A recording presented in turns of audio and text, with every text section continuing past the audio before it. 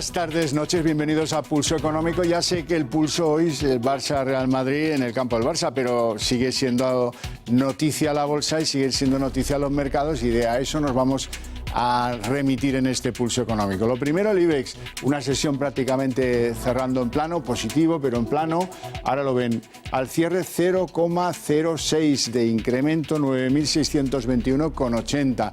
Los tres valores que hoy han subido más, ahora lo vemos. La primera, CaixaBank, la entidad financiera. ¿Cuánto recupera CaixaBank? Pues en el día de hoy 1,59%, al cierre marca 2,82%. Acerinox, que hoy recupera 1,57% y marca 9,98%. Y Merlin Properties, la inmobiliaria, que hoy recupera 1,11% y al cierre marca 9,98%. La cara B de la moneda, las tres compañías que más bajan en la sesión de hoy son la constructora ACS, la de Florentino Pérez. Esto en fútbol ya saben lo que significa. La que más pierde la de Florentino Pérez, la que más gana CaixaBank. No sé, no quiero ser pájaro de mal agüero. Pero ACS pierde 2,08% y marca 34,87 al cierre. Naturgy, compañía de gas y de electricidad, pierde 1,41% y marca 9,78%. E Indra, compañía tecnológica, hoy pierde 1,31% y cierra en 22,61%.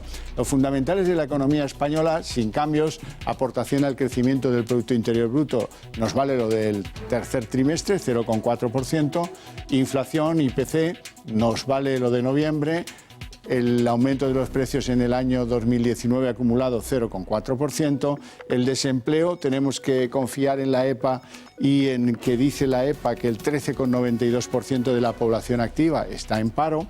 Y el Euribor, que lleva su vida propia y cierra un promedio en los últimos 12 meses de menos 0,266, una maravilla.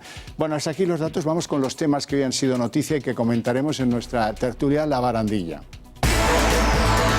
El IBEX se afianza con la mejora del IFO. El IFO es el índice alemán que ha crecido notablemente a final de año, y también por el impulso de las aceleras y los bancos. Eso es lo que ha permitido ese leve apunte en verde del IBEX a final de la sesión. Por cierto, el Banco Central Europeo incide en los riesgos de que se creen impuestos para la banca. No sé si es un aviso a navegantes al futuro gobierno inspectore en España. Otro dato interesante de la macro, el BBVA prevé un crecimiento del 0,4 en el cuarto trimestre, en línea con lo que les anuncié del tercer trimestre, y de entre el 1,9 y el 2% para el cierre de año 2019.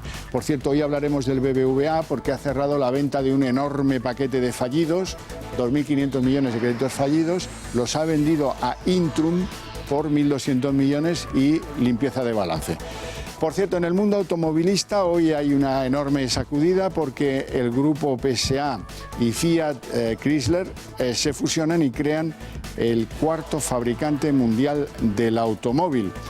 Y les hablaremos también de la Comisión Nacional del Mercado de Valores, que rebaja un 1,44 las tarifas aeroportuarias para AENA el año que viene, 2020. En el mercado editorial hay una noticia muy interesante, y es que el grupo alemán Bertelsmann paga a Pearson 606 millones de euros para conseguir el 100% de la compañía editorial Penguin Random House. Y en términos de vivienda, TINSA, la compañía de valoraciones, dice que la vivienda en los barrios periféricos de las ciudades españolas todavía puede subir un 5% más. Lo dice TINSA, insisto. Por cierto, que el Tribunal Supremo ha dado luz verde a que se baje el sueldo a los funcionarios que sean poco productivos. Y esa sí que es una medida revolucionaria. Tan revolucionaria es que ha merecido comentario de la ministra del ramo, Madalena Valerio. Cuando he sido secretaria provincial, por ejemplo, del INSALUD, me ha tocado, junto con el director provincial y en contacto con las organizaciones sindicales, decidir el reparto de la productividad.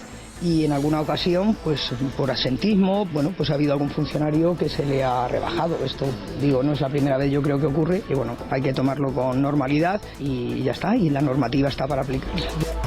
Bueno, pero es bastante revolucionaria porque hasta ahora aplicarla no se había aplicado mucho.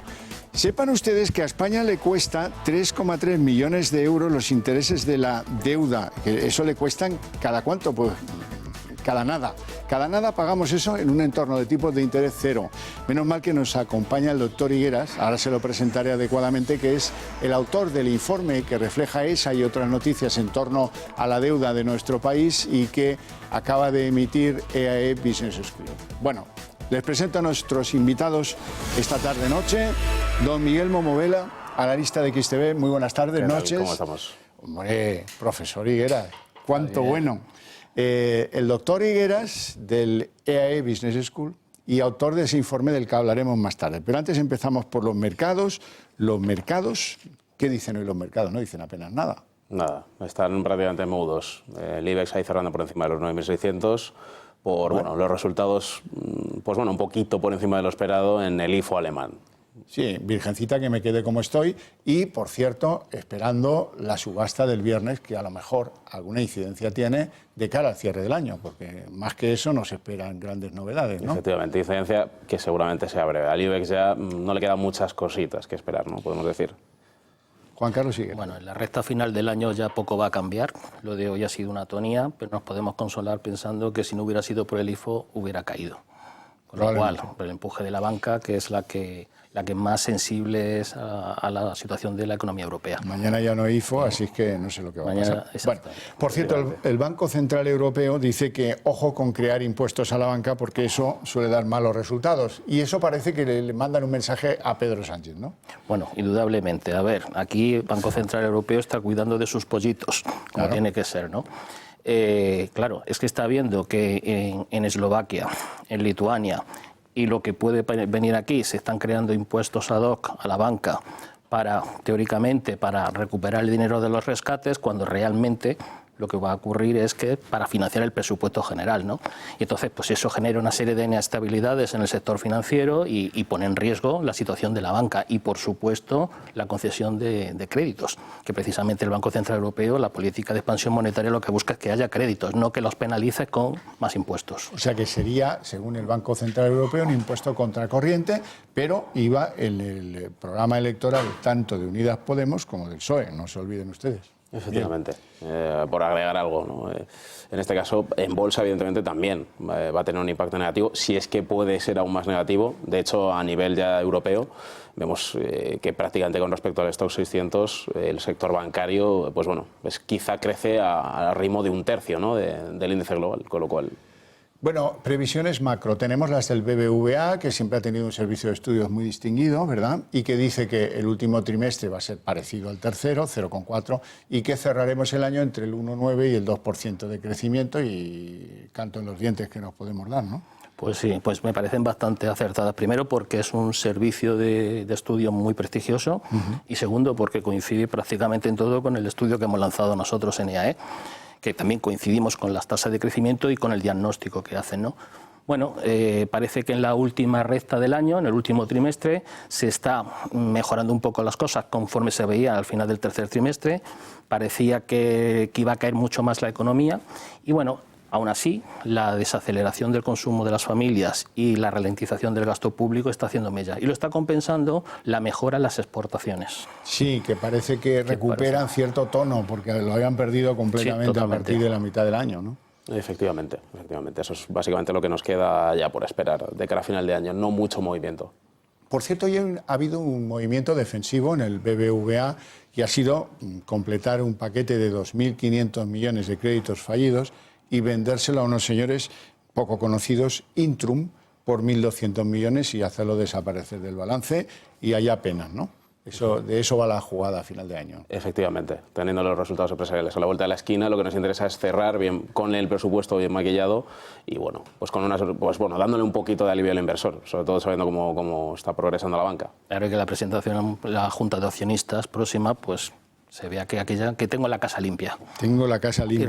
Qué obsesión, ¿eh? Tengo la casa limpia. Ya de poco podemos presumir, ya si solamente de eso. Bueno, en el mundo del automóvil se ha consolidado un cuarto gigante, que es la unión del grupo francés PSA, ya saben, Peugeot y Citroën, y del grupo Fiat Chrysler. Bueno, oiga, pues se han fusionado finalmente, se acaba esta historia, hubo otro candidato, se averió la fusión, al final ha sido con los italianos de Fiat, la saga Nelly y la saga Peugeot, parece que se alían y que forman ese cuarto fabricante mundial del automóvil, que es el gran fabricante europeo en esa liza, en el sector este que está ya bastante polarizado entre fabricantes japoneses y fabricantes chinos y fabricantes norteamericanos, ¿no?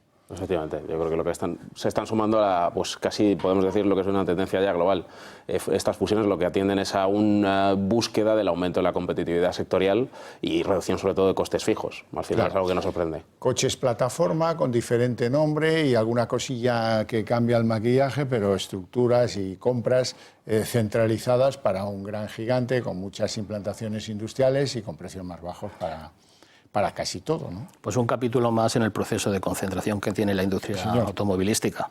En este caso, pues efectivamente el cuarto fabricante mundial por facturación, por volumen de ventas, 170.000 millones de euros, un beneficio operativo de unos 11.000 millones de euros, unos márgenes operativos también muy buenos y una capitalización de 45.000. ¿Qué van a conseguir? Aparte de las de siempre sinergias, que básicamente es ahorro de costes, un mayor poder de negociación y más economías de escala. Aquí la clave yo creo que es algo que siempre ocurre en los procesos de fusión y adquisiciones y que aquí parece que no ha pasado nada, que es la ecuación de canje. La fusión va a ser al 50%, cuando ese es precisamente el principal obstáculo que hay en cualquier proceso de fusión y adquisición. Bueno, dentro de 12-15 meses lo veremos, que es cuando se supone que va a completarse el closing. Y vamos a ver cómo le va a España. Hasta ahora, dentro del grupo PSA, la factoría viguesa del grupo es una de las líderes por su productividad y por su tal. Y hay una fábrica en el sur de Italia, del grupo Fiat, que claramente podía llegar a ser una amenaza. Vamos a ver cómo nos depara el futuro en el año 20, esa implantación industrial que sería muy preocupante que se viera amenazada o en algo amenazada. No quiero ser agorero. Bankinter, tenemos que hablar de Bankinter porque esta tarde ha anunciado su presidenta que va a colocar el 83% de Línea Directa, su aseguradora, fundamentalmente centrada en automóviles y motocicletas, lo va a colocar entre los accionistas de Bankinter, entre los clientes de Bankinter, no solo accionistas, sino también clientes. Así es que, bueno, pues hay una especie de split que va a ser la moda del año que viene. Ya hemos venido aquí hablando de que hay muchos que están pensando en ese tipo de operaciones y que, bueno, pues habrá que alimentarlas con una cantidad de dinero en los mercados que, bueno, pues sepa capturar el interés del inversor y ofrecerse como alternativa.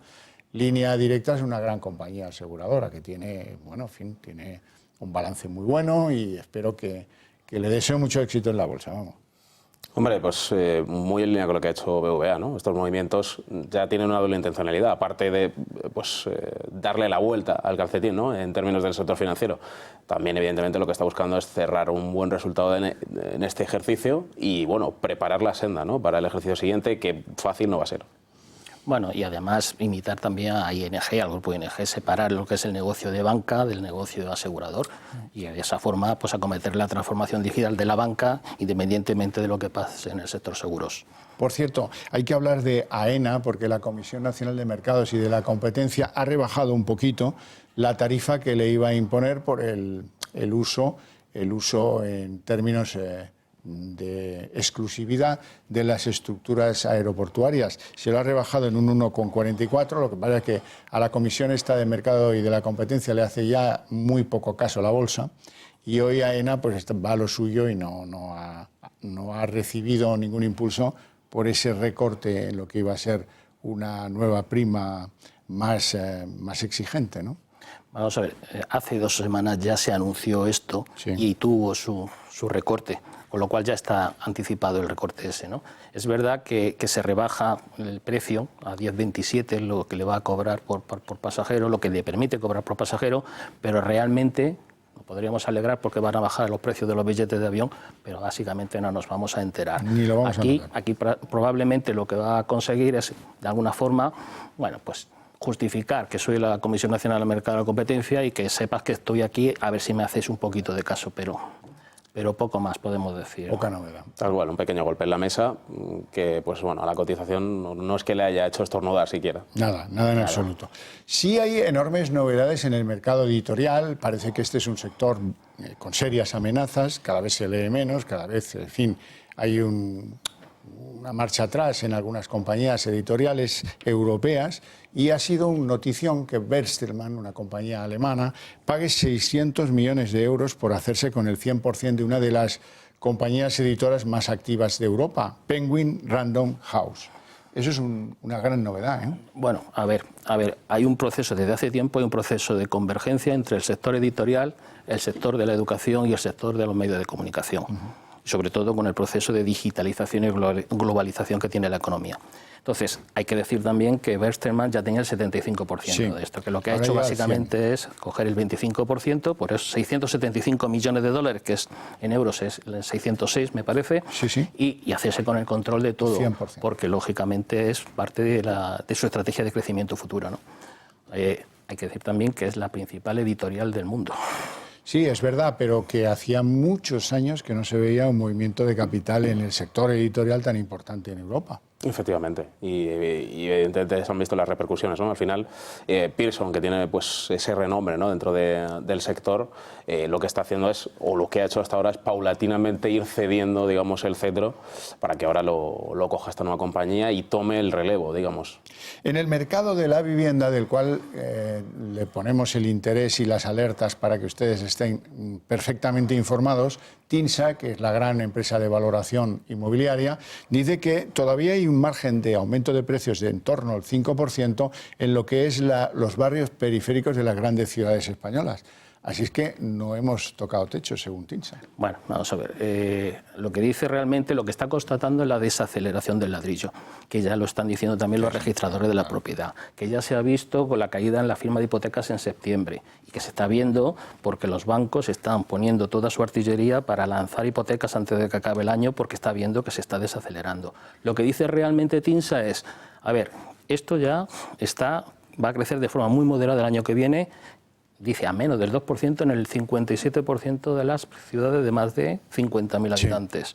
¿Vale? Y a lo mejor, todavía puede crecer en algunos barrios periféricos de las grandes capitales, Madrid y Barcelona. Y si crece un 5% en alguna otra parte de España, será en ciudades, digamos, como Soria, Huesca, Ceuta, Melilla, es decir, bueno, son ciudades donde los precios todavía están muy bajos y pueden subir un poco más, pero esto ya empieza a mostrar signos de agotamiento. Efectivamente. Es que esa subida tiene más sentido en zonas con mucho margen de mejora porque los núcleos urbanos tan masificados, evidentemente ya hay poco espacio, hasta el techo, ¿no?, de esos precios que ya evidentemente apuntan a reversión. Hay una novedad en Telefónica que también tenemos que darles y ha sido el nombramiento de dos nuevas consejeras. Dos consejeras que son dos mujeres altamente preparadas que vienen del mundo de la digitalización. Sustituyen a otros dos consejeros, hay esos cambios. Claudia Sender es una de ellas y Verónica Pascual es la otra. 30% de directivas en Telefónica ya son mujeres y desde luego estas dos está claro que lo que le pueden aportar a Telefónica es una visión, digamos, de nuevas tecnologías, ¿no?, de altamente cualificadas tecnologías, ¿no? Efectivamente, algo muy necesario para Telefónica, que ya está inmersa en un proceso de digitalización, eso es cierto.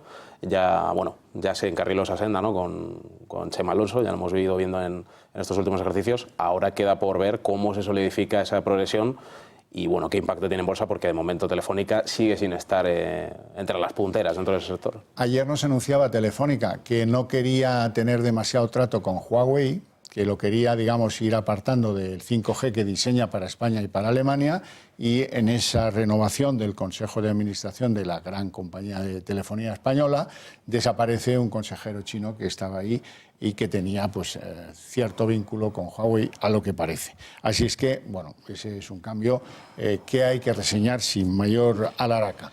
Sí hay que darle alaraca a lo que ha dicho el Supremo. El Supremo dice que da luz verde a que se baje el sueldo a los funcionarios que no sean productivos. Luego la ministra ha intentado pues darle ahí un viso como que esto ya es antiguo y viejo. Lo han oído antes, Magdalena Valerio, pero la verdad es que esta es una medida bastante revolucionaria, ¿eh? Y que hasta ahora no se había puesto en marcha nunca, ¿no? A ver, yo me parece acertado hasta cierto punto, ¿no? Lo que ha dicho el Tribunal Supremo es que se le puede bajar de forma puntual. Cuidado. El problema que tiene es la arbitrariedad que puede tener, que tu jefe decida que tú no estás produciendo adecuadamente. el Estado, la administración pública es la empresa con más empleados de España, 3.200.000 empleados. Y adolece una cosa muy importante que necesita una empresa, lo que es la gestión y evaluación de la productividad, la evaluación del desempeño, la gestión del capital humano. ¿Y qué ocurre? Pues que hay muchos funcionarios que trabajan muchísimo y luego hay otros que no hacen nada. Y eso desincentiva a los que trabajan. Porque cobran lo mismo al final, mismo puesto, diferente desempeño, pero mismo salario. Pero y esto claro, es lo que hay que solucionar. hay un viejo principio de la vida económica que es que lo que no se mide no se puede arreglar. Efectivamente. Así que ya me dirán ustedes cómo saber quién es el funcionario que no produce lo adecuado y dónde está el baremo de lo adecuado. Sobre todo si tu jefe produce menos que tú. Madre mía, qué cosa tan complicada, pero interesante, al tiempo, sí. interesante. Profesor Higueras, vamos a hablar de su informe. Yo lo comentaba antes, España paga cada hora 3.350.000 euros de intereses de la deuda que tenemos aquilatada, que es 1.180.000. 1,21 billones. Bueno, muy bien, eso en un entorno de tipos de interés cero. Así es que ya se pueden imaginar que si a mediados o finales del año 20 empieza a repuntar los intereses, esto nos va a estrangular. Y ¿se acuerdan que hemos hablado aquí alguna vez de que las crisis por deuda están en un horizonte que no se sabe dónde está, pero que está? Porque como esto repunte, tendremos que pagar por hora lo que no podemos, ¿no? Claro, es que estamos narcotizados, no nos damos cuenta de la evolución de la deuda pública. Sobre todo, además, cuando lo medimos en relación al PIB. Entonces, parece como que, como es en relación al PIB, estoy bajando. Es que tampoco estamos cumpliendo con los objetivos marcados por Bruselas.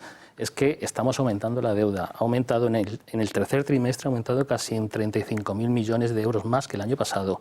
El déficit público, que es lo que alimenta la deuda, también está creciendo y no va a cumplir los objetivos. Se va a colocar en el 2,5%, cuando el objetivo inicial era el 2%. Bueno, inicialmente era el 1,3%, pero 2% en la última revisión.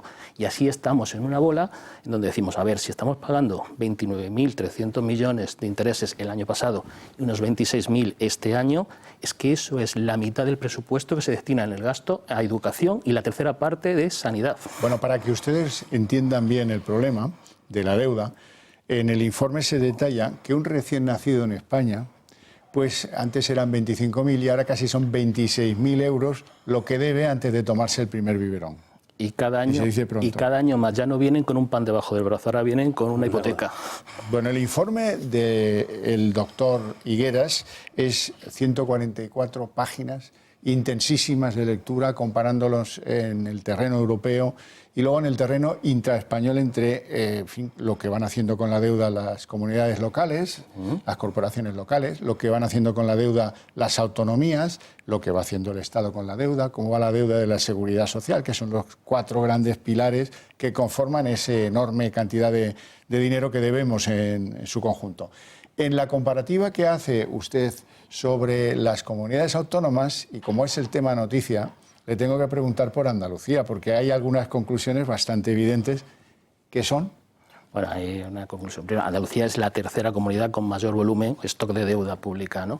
Pero realmente está mejorando. 38.000 millones. Nada, poca cosa. Lo mismo que el presupuesto, prácticamente empatan. Es que es eso, es que ese es el problema. Es que grave, ¿no? Parece como que esto es gratis, como no hay que pagarlo, y al final habrá que pagarlo, de alguna forma. Entonces, lo curioso es cuando sabemos que está intervenida o hay intención de intervenirla, ¿no? Eso es. Pues eso es como si tú entras a mi casa, me rompes un jarrón y me dices, ahora explícame por qué te he roto yo el jarrón. Claro, pero su informe viene a certificar que Andalucía, siendo la comunidad más poblada, tiene mayor derecho a ese endeudamiento, puesto que tiene que atender más ciudadanos en lo que es la sanidad, la educación y los servicios comunes, ¿no? Sin embargo, tampoco es la más grave en cuanto a la capacidad de devolver esa deuda. Las hay, por ejemplo, Valencia, por ejemplo, Cataluña, por ejemplo, Murcia incluso, que tienen mayor dificultad de apechar con esa deuda y sin embargo no han sido intervenidas. Lo de Chimo Puig es claro porque es del mismo partido que la señora que interviene, y en el caso andaluz se da un asunto de enorme gravedad, que es que los presupuestos que impugna el Ministerio de Hacienda los había firmado la señora Montero, ministra a la sazón en funciones, cuando se tuvieron que aplicar en Andalucía y mandaba a Susana Díaz y luego se prorrogaron y eso es lo que ahora desde su cargo de ministra de Hacienda impugna y lleva a la intervención de las cuentas en Andalucía. Que el desdoblamiento de personalidad que hay Terrible, es terrible, yo no lo entiendo. Bueno, es una vendetta política clarísima Sí, para evidente, atar de es manos evidente. el gobierno de Moreno Bonilla y que no puedan ni reducir impuestos, ni bajar las sucesiones, ni las donaciones, ni casi nada, si no es que tienen que meter algún recorte en educación y sanidad. Que seguramente tendrán que hacerlo, ¿no? Bueno, háganos usted un resumen de la preocupación por la deuda que deben tener nuestros espectadores. Pues es muy fácil, es que cada vez tenemos más volumen de deuda, nos vamos endeudando precisamente porque el Banco Central Europeo fomenta que se tome barra libre de deuda, y cuando lleguen malos tiempos, porque ahora mismo todavía vamos creciendo, pero se está desacelerando la economía, cuando lleguen malos tiempos no vamos a haber hecho nada, ningún tipo de reforma estructural para cambiar la situación, y no vamos a poder reaccionar. Entonces, o se acometen reformas estructurales ya, sobre todo el sistema de pensiones, entre otros, y vamos eliminando parte de la deuda que tenemos y vamos ajustándonos a los objetivos de déficit que nos marca Bruselas, o dentro de 2 o 3 años vamos a llegar a un punto de no retorno que pagaremos todos, tarde o Muy temprano. preocupante. Bueno, señores, aquí lo dejamos, no tenemos tiempo para más. Yo les espero mañana a las 8 en punto para otro Pulso Económico. Muchas gracias.